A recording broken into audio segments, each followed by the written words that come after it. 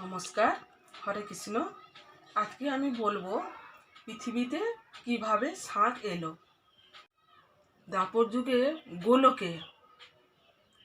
যুগে গোলকে রাধারানী নাম নিয়ে সবাই বিখ্যাত করছিলেন। সবসময় রাধা রাধা করছে। তা সেইটা সুদামা সহ্য করতে পারছেন না, যে সুদামা তো ভালোবাসেন প্রভুকে। এবারই সবসময় সেই রাধার নাম শুনছে। আর ভগবান শ্রীকৃষ্ণ রাধারানী যা বলেন উনিও তাই শুনেন। আর রাধারানী তো সবসময় তো উচিত কথা বলেন, সবাই ভালো মন্দ বুঝেন, সব কিছু করেন, অন্য তো কিছু অন্যায় করেন না। কিন্তু সুদামা সেটা সহ্য করতে পারছিলেন না।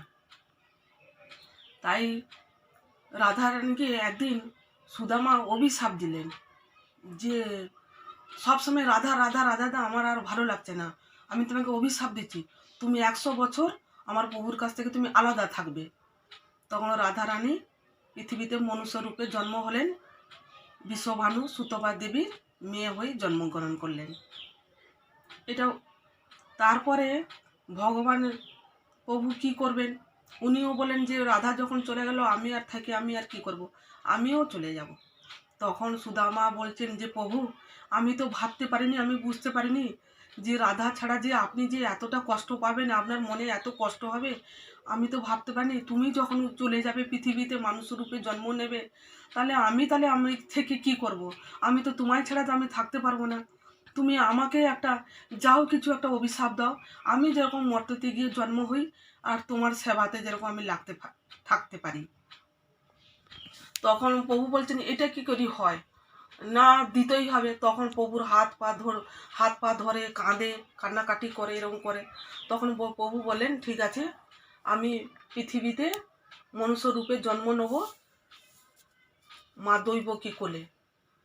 আর তখন তুই পৃথিবীতে গিয়ে শঙ্খচূড় রূপে তুমি পৃথিবীতে গিয়ে জন্মগ্রহণ করবে, আর অসুর রূপে। আর আমার সঙ্গে তোমার মতবিরোধী হবে, যুদ্ধ হবে সেখানে। তখন সুদামা এই অভিশাপ নিয়ে পৃথিবীতে জন্মগ্রহণ করলেন, আর ওই শঙ্খচূড় রূপে অসুর রূপে জন্মগ্রহণ করলেন। আর ভগবান শ্রীকৃষ্ণ গিয়ে মা দৈবকী কোলে জন্মগ্রহণ করলেন, বসুদেব পিতা। সেটা তো গোকুলে, তারপরে তো গিয়ে বড় হলেন। তাই এখানে আমি রেখে দিচ্ছি, এর তো বড় অঙ্ক আছে না, বলতে গেলে অনেকটা, আমি সংক্ষিপ্তে বলছি কথাটা। তখন ওই অসুর বড় হয় কর্মেশে। তখন তার মা তার বিয়ে দেবে, একটা সাধু বাবার কাছে যায়। তখন ওই ঋষি বাবা বললেন যে এই ছেলের আয়ু খুবই কম, আর এই যে অসুর পুরোপুরি শক্তিশালী নয়, এর খুবই কম। বলছে তাহলে কি হবে বাবা?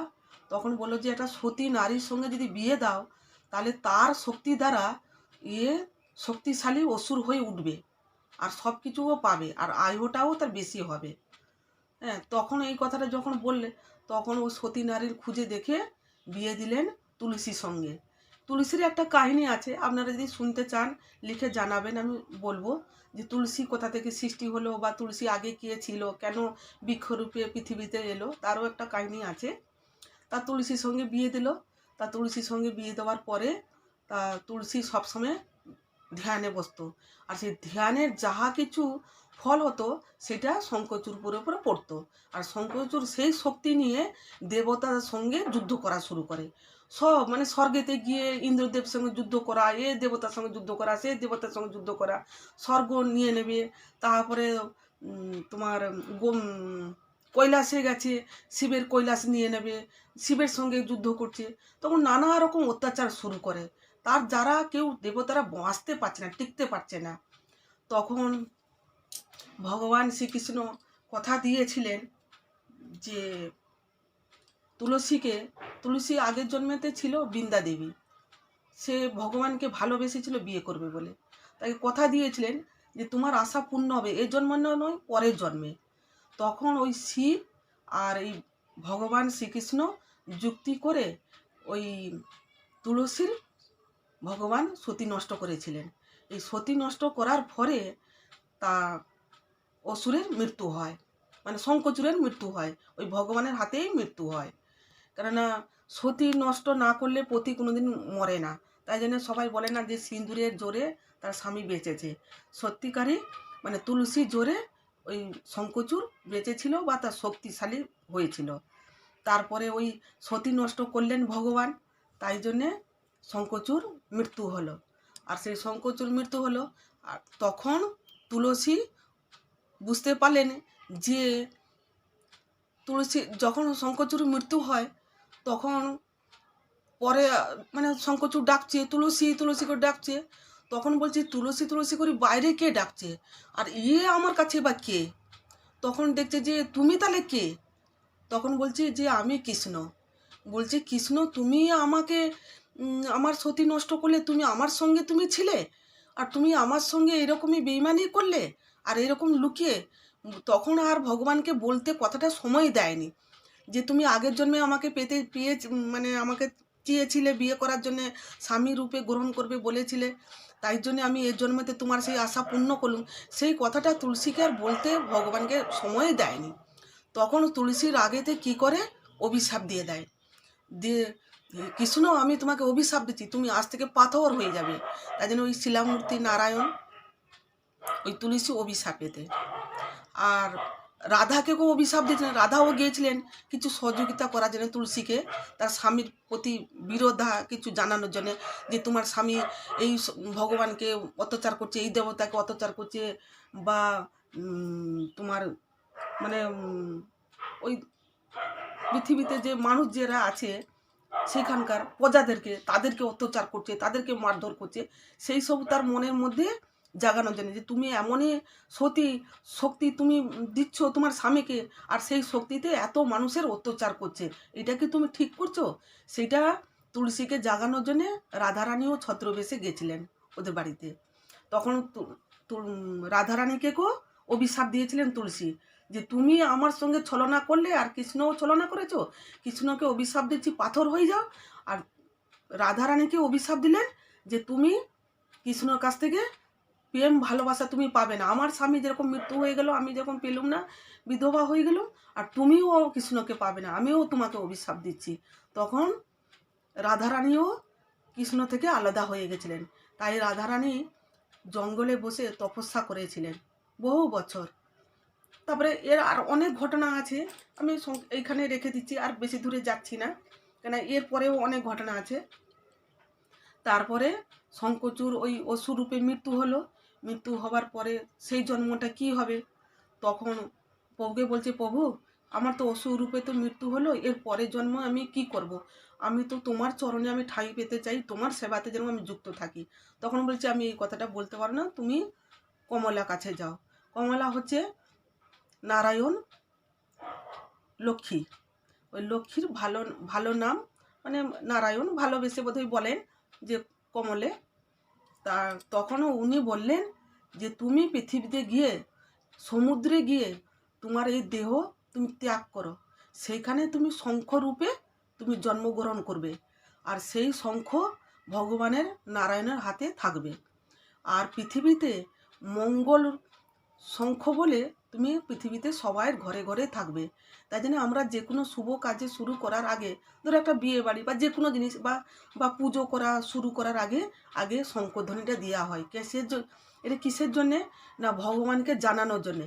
দেখবেন যখন কুরুক্ষেত্র যুদ্ধ হয়েছিল তখন আগে ভগবান শাঁখ বাজিয়ে জানিয়েছিলেন যে সবাই প্রস্তুত হলো যুদ্ধর জন্যে। বা এই শঙ্খধ্বনিটা আমরা ভগবানকে জানাই যে আমরা ভগবানকে আহ্বান করছি আসার জন্যে আমাদের ঘরে। তাই জন্য এই শঙ্খটা মানে মঙ্গলময়, তাই জন্য যে কোনো আমরা মানে শুভ কাজে বা পুজো শুরু করার আগে আমরা এই শাঁখটা বাজাই সন্ধ্যা সকালবেলা, মানে যে যেরকম বাজায়। এইভাবে পৃথিবীতে শঙ্খ প্রচার হলো, আর পৃথিবীতে প্রত্যেকে ঘরে ঘরে আছে। আর এই শঙ্খ বাজানোর সময় আগে শঙ্খটা নিয়ে মাথায় ঠেকাবেন, তারপরে বাজাবেন 3 বার, 4 বার বাজাবেন না, 4 বার বাজালেই অসুরকে আহ্বান করা হয়ে যাবে। 3 বার বাজাবেন, সেটা ভগবানকে আহ্বান করা হবে। আমরা শাঁখটা বাজাই কেন? প্রথমে পুজোর করার আগে ভগবানকে আহ্বান জানানোর জন্যে। ভগবান জানতে পারলেন যে শঙ্খধ্বনি দিচ্ছে, আমাকে ডাকছে, আমার তার ঘরে যেতে হবে। এবারে এই শাঁখটা যখন বাজানো হয়ে গেল তখন ধুয়ে নিলেন, তারপরে আবার মাথায় ঠেকিয়ে যে কোনো পাত্রতে রাখবেন, মাটিতে বা মেজোতে বা যেখানে সেখানে রাখবেন না। কেন শঙ্খ হচ্ছে আমাদের সংসারে খুবই মঙ্গল জিনিস। যখনই আমরা শুভ কাজ শুরু করি তখনই শঙ্খ বাজিয়ে আমরা হরদিনটা দিই। তাহলে আপনারা বুঝতে পারলেন যে শঙ্খ কিভাবে সৃষ্টি হলো বা পৃথিবীতে এলো। আর এই শঙ্খ সমুদ্রেতে ভোর 4টের সময় খুব বড় মানে ঢেউ হয়, প্রচুর বড় ঢেউ হয়। আর তখন সেই বড় ঢেউতে এই শাঁখগুলো তখন আসে, আর উপরে যারা থাকে তারা কুড়ায়। এর একটা ঘটনা আছে, আমি কি করে জানলাম এই ব্যাপারটা। আমার তখন বিয়ে তো হয়েছে 15 বছরের বয়স, খুবই অল্প বয়সে বিয়ে হয়েছে। তার 1 বছর বিয়ের পরে আমার শাশুড়ি মা শ্বশুরমা আমাকে পাঠিয়েছিলেন আমার স্বামীকে নিয়ে পুরীতে। আমি বেড়াতে গেছি, তা পুরীতে বেড়াতে গেছি, আমার ভাসুরও গেছিলো আমার সঙ্গে, আরও অন্যান্য যাত্রীরাও গেছেন। তা সেই দিনে ভোরবেলা পুরীতে গিয়ে যে বাঁকি মোয়ানে যাব আমরা স্নান করতে, আর সেখানে সূর্য উদয় দেখব। আর আজও আমার সূর্য উদয় দেখা হলো না ভাই। সেইখানে সূর্য উদয় দেখতে গিয়ে মেঘলা আকাশ হয়ে গেছে। এবার সেই বাঁকি মোয়ানে আমি চান করতে নেমেছি, চান করব। এবার সে দাঁড়িয়ে আছি, পরপর আমি ঢুকে যাচ্ছি, পরপর ঢুকে যাচ্ছি। এবার সে বালি নিচ থেকে চলে যাচ্ছে, আমি তো জানি না, কোনোদিন যাইনি, আর বয়সও খুবই কম আমার, তখন আমার অত জ্ঞানও বুদ্ধি হয়নি। তারপরে দুম করে আমি পড়ে যাই, যাহাতেই পড়ে গেছি আমি ভেসে যাচ্ছি। তখন ওই মেসোমশাই, আমার মেজদির বাবা গিয়েছিলেন আমাদের সঙ্গে, তার ওই মেসোমশাই আমার স্বামী দুজনে ধরে আমাকে টেনে তুলেছে, এবার দাঁড় করিয়ে দিয়েছে। আবার বালিটা সরে সরে গিয়ে আবার হাঁটু পর্যন্ত আমি ঢুকে গেছি, আবার দুম করে পড়ে গেছি। তখন আবার ওরা টেনে তুলেছে, তুলে তখন আমি বলছি যে না, আমি আর চানও করবো না, এখানে দাঁড়াবো না। তখন উপরে গিয়ে আমি দাঁড়িয়ে আছি, আমার খুব তখন ভয় করছে যে বারবার পড়ে যাচ্ছি, আমাকে টেনে নিয়ে যাচ্ছে, আমি আর চান করবো না। তখন আমার জ্ঞানও হয়নি মতো। তখন আবার ওরা আমার সেই মেসোমশাই কী করেছেন, আমার স্বামী দুজনে যুক্তি করে আমার দুজনে দুটো হাত ধরে নিয়ে ওই বাঁকি মোহনে চানটা করিয়েছে। চানটা করিয়ে আমাকে দাঁড় করিয়ে দিয়েছে উপরে, কাপড় জামা আমি ছেড়ে নিয়ে দাঁড়িয়েছি, আর ওরা দুজনে চান করতে গেছে। আর সেই সময় একজন শাঁখ বিক্রি করতে এসছে। ছেলেটাকে দেখতে খুব কালো, মানে পুরো কালো, একবারে কুচকুচে কালো, একটু সাদা মাংস নেই তার গায়ে। আর সে এরকম একটা বস্তাকে নিয়ে এরকম ধরে দাঁড়িয়ে আছে, বলছি দিদি শাঁখ নেবেন? আমি বলছি কোথায় তোমার শাঁখ? বলছে এই তো বস্তার ভিতরে। আমি তুমি সব এরকম বস্তায় নিয়ে ঘুরছো কেন? অনেক লোক তো শাঁখ বিক্রি করে এইভাবে, আর এই শাঁখটা কোথা থেকে আসে তুমি বলতে পারবে? আমি তাকে জিজ্ঞাসা করছি। তখন বলছে হ্যাঁ বলতে পারবো। আমি তাহলে বলো তাহলে তুমি। তখন বলছি যে এরকম ভোর 4টের সময় 3টের সময় খুব বড় ঢেউ আসে, আর সেই ঢেউর সঙ্গে অনেক 4টে 5টা অনেকগুলো শাঁখ তখন আসে। আর তখন এই শাঁখগুলো আমরা পুড়িয়ে 10-12 দিন মাটিতে পুঁতে রাখি, কেননা শাঁখের একটা তো প্রাণ থাকে। শাঁখ হচ্ছে একটা পোকা, যেরকম কচ্ছপ দেখবেন যেরকম কীরকম বেয়ে বেয়ে যায় না, তার ভেতর থেকে শরীরটা বেরিয়ে, সেরকম শাঁখেরও একটা পোকা যা তার ভিতর থেকে একটা বেরোয়, তার জীবনটা প্রাণটা বেরোয়, তখন ওই শাঁখটাও বায় মাটিতে। তখন ওরা কুড়িয়ে নিয়ে মাটিতে পুঁতে রাখে, পুঁতে 10-12 দিন হয়ে গেল, শাঁখটা পচে গেল, তখন আবার ওরা ধুয়ে শাঁখটা বিক্রি করে। সেই ছেলেটা বলেছিল, তবে আমি সেই ঘটনাটা জানতে পারলাম। তারপরে আমি বললাম ঠিক আছে, তাহলে আমাকে তাহলে একটা শাঁখ দাও। বলছে কত দাম? তা বেশি দামও নেয়নি ভাই। শাঁখটা, এই শাঁখটা আমার বিয়ের পরে আমি হানিমুন করতে গেছিলাম আমার স্বামীর সঙ্গে, তাই এই শাঁখটা তখন আমি তার কাছ থেকে নিয়েছিলাম মাত্র 5 টাকা। 5 টাকা দিয়ে এই শাঁখটা আমি নিয়ে এসেছিলাম হানিমুন করতে গিয়ে। তারা আপনারা বুঝতে পারলেন শাঁখের কাহিনি, আমার জীবনের একটা কাহিনি ছিল বললুম। আর এই শঙ্খচূড়, মানে প্রথমে ছিল সুদামা, সুদামা থেকে শঙ্খচূড়, শঙ্খচূড় থেকে শঙ্খ হলো। তাহলে পৃথিবীতে কিভাবে এলো আপনাদেরকে বললুম। আর আমার ভিডিও যদি আপনাদের ভালো লাগে, আপনাদেরকে অনুরোধ করে বলছি আপনারা শেয়ার করবেন, ঘন্টিটা বাজাবেন, আর লাইক করবেন। আর নমস্কার, হরে কৃষ্ণ, আমি এখানেই শেষ করছি।